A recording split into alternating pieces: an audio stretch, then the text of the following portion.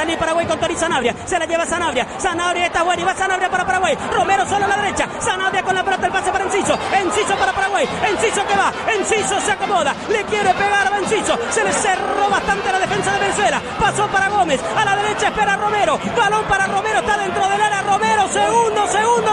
Enciso de cabeza. El arquero cabeza. Tony.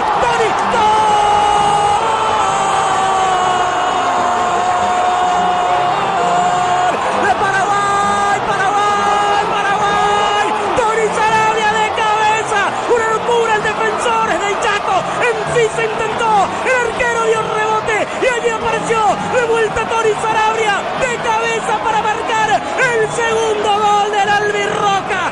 Estalla de emoción el defensor del Chaco. ¡Qué noche sufrida! Como nos ha caracterizado nuestra selección a lo largo de su historia. Pero después del sufrimiento llega la algarabía, gana Paraguay con el doblete de Tony Sanabria y el empuje de todo un pueblo que a partir de lo observado en los últimos partidos sí cree en este grupo de jugadores. Es hermoso apreciar este momento, el abrazo con el que está al lado y el grito desaforado de cerca de 40.000 personas que suponemos se extenderá a lo largo y a lo ancho del país.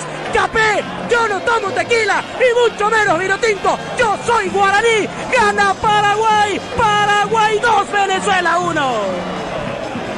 Y qué difícil es hacer este trabajo cuando el corazón te late a esta velocidad y a este ritmo.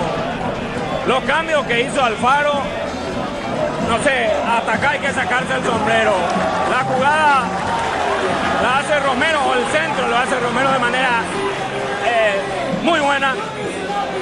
Tony Sanabria capta un rebote y para nosotros es un golazo, Federico, es un golazo que gritamos como si hubiera sido el sombrero de chilena de taco. Es un golazo que está significando 3 puntos hasta acá de ponerse en zona de clasificación. Qué grande la tiza que tuvo hasta acá Alfaro, y a partir de acá, Federico, a poner la cabeza en frío y a trabajar el partido para mantener o ampliar el resultado, Federico.